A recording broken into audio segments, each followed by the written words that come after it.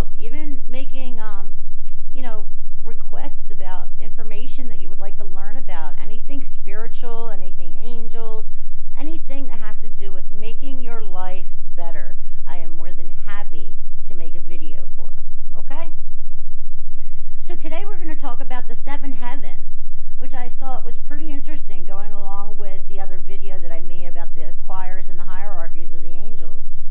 So let's start out and learn a little bit about each level of heaven. Just so you know, I am referring to the Angel Bible by Hazel Raisin. I'm sorry, by Hazel Raven, not Hazel Raisin. It's a great book. It has a lot of information about the different angels and the different levels and the lights, the rays of light. Oh my gosh, it's just filled with information. So please go and grab it. I'll put a link in the description where you can go right to it, and I'll find the least expensive copy for you. Okay, so let's talk about the 7 heavens. Okay, although angels exist in every dimension, they're traditionally thought to inhabit 7 heavens, a belief that is important to the monotheistic religious traditions, Islam, Christianity, and Judaism.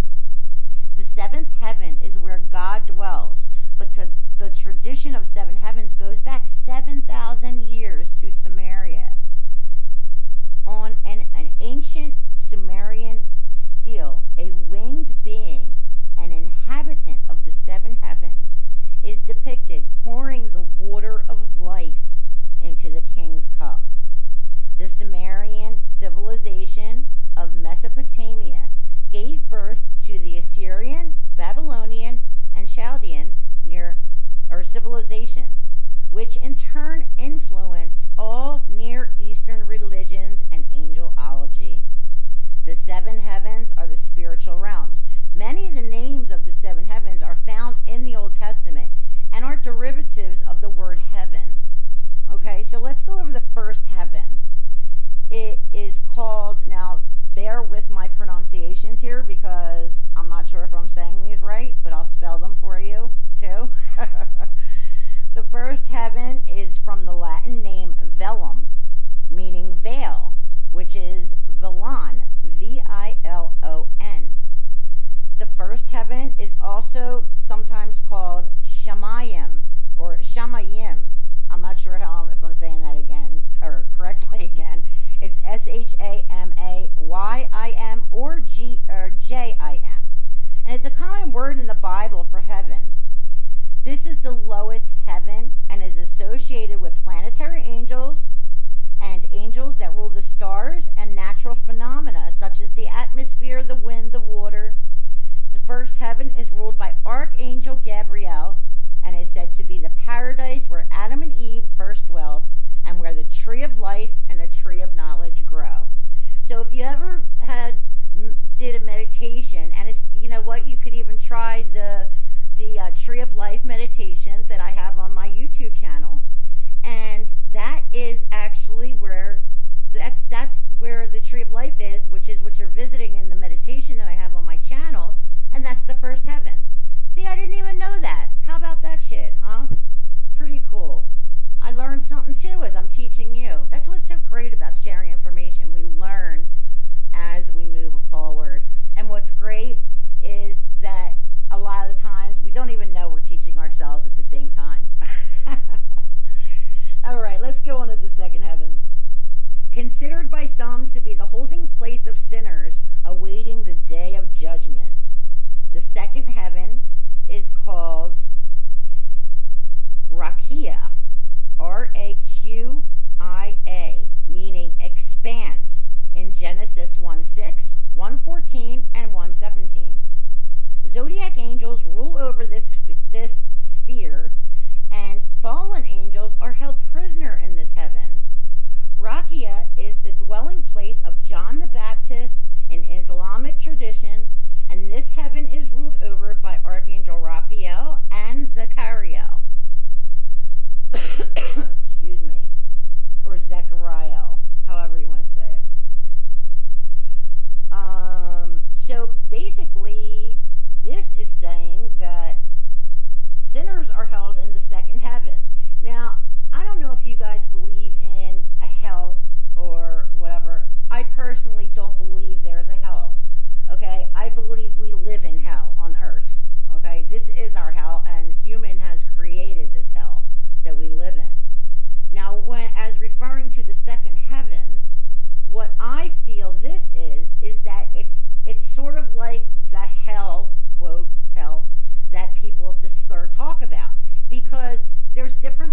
levels of heaven that people can get to, okay, and move forward to. So I believe that the second heaven is not really a bad place. It's just a place where people need to learn more lessons. So again, you know what? Leave your comments on what you think about hell and what you believe as hell being. Do you believe we live in our own hells on earth? I do. I believe humans created hell, and that's why they talk about, you know, Judgment Day and the end of times and things like that. So definitely leave your comments. I'd really like to know what you guys think about that. Okay, let's go on to the third heaven. Okay, this is a good one. Shekakim or Shehakim, meaning, okay, Shechhakim or Shehaqim. And this means the skies in Psalms 18:11. And it states that it's a strange heaven, as hell is found in its northern region. A river of flame flows through this icy land, and it's here that the angels punish the wicked. The angel Anahel rules over this domain with Jagniel, Rabbasiel, and Dalquiel, the three Saram, Hebrew for princes, an angelic order of singing angels. In the southern half lies a paradise. The celestial garden has a gate of gold, the famous pearly gates, you know what we're talking about, through which all perfected souls pass at death. Two rivers flow through it, the river of milk and honey and the river of oil and wine. You know, it's funny that they say about this milk and honey.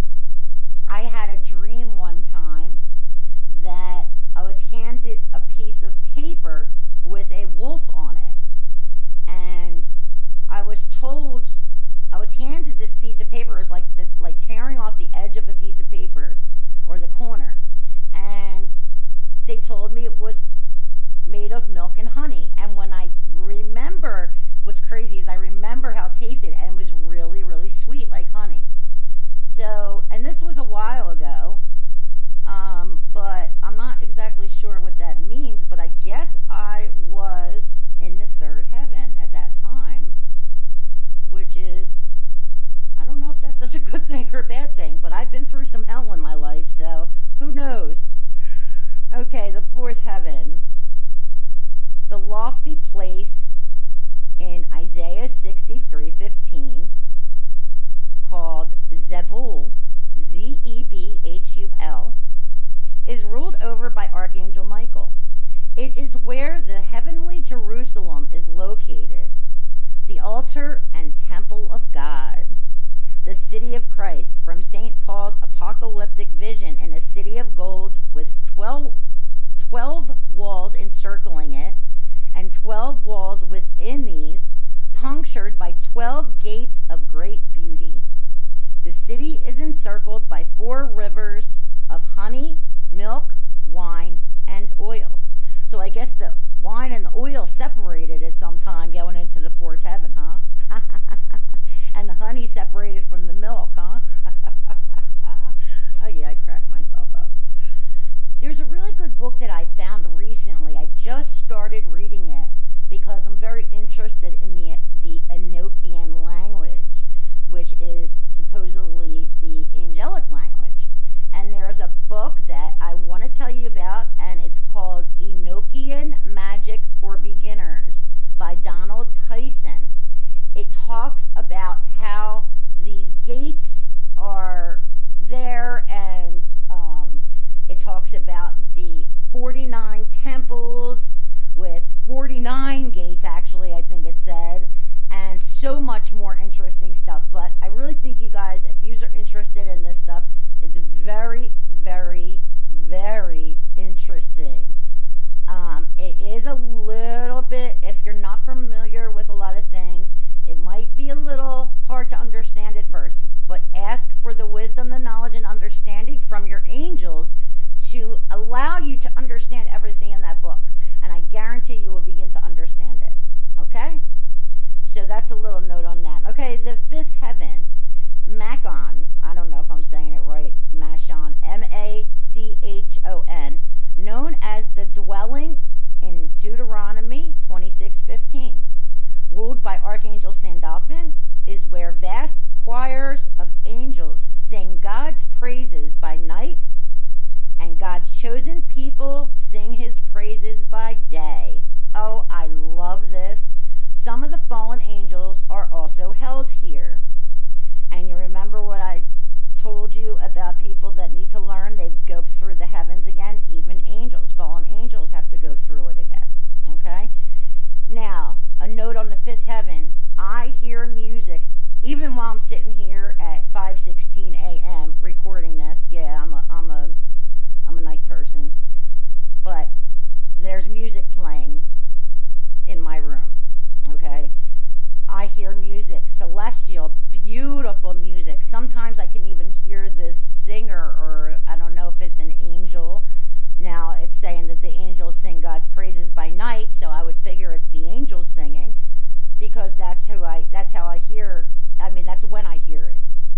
So, ask angels to hear the music. I think that's really cool. I mean, it's so amazing, and like I said, even when I try to sleep at night, I have a hard time sleeping, I ask for the angels to sing to me, and I ask for my spirit guide, whose name is Johanna, to hum to me, because she will literally hum right in my ear a beautiful, I call it a lullaby, because it puts me right to sleep. So don't ever underestimate what the angels can do for you. All they want you to do is ask them, and that's it. Once you ask and you continue to ask, they will consistently bring you what you need, and even sometimes for fun, like the music stuff. Okay, the last one, the seventh heaven, Araboth. Oh, I can pronounce that one. Araboth. Also called the clouds in Psalms 68:5. It's ruled over by Cassiel, the angel of solitude and tears, and one of the angels that rules over Saturn. It is the abode of God, the throne, and the absolute holy of holies. The highest order of angels, seraphim, cherubim, and thrones dwell here, and it's the home of the blessed spirits and unborn souls. So, I really hope I enjoyed that. I don't know if you guys did, but I sure did, because I learned a lot, just by reading this. Like, a lot of this stuff is new to me, even though I am a channel for the angels. Regardless of how psychic anyone is, or how intuitive anyone is, we're all learning. We never, ever, ever stop learning. Okay? So what I'm going to begin doing within the next week or so is I'm going to start bringing you daily angelic messages and also weekly lessons from spirit. Because I can channel the angels as well as crossed over souls, I've been receiving a lot of messages from crossed over souls as well, telling me what happened in their life and what they would change and the lesson that they learned from it. And I really think it's a great, great thing to share with everybody, because of the fact that they were human. And they learned these lessons just like we're learning lessons. So if they could teach somebody that's still living on Earth and help them avoid the mistakes that they made, what a great way to share information from spiritual worlds. What I'm going to do with the angel messages is I'm going to bring you some of my angel art, and it's going to be in the video. And then what I'm going to do is bring you the message that the angel art is telling us. Because I believe, again, that all the messages that I receive are not just meant for me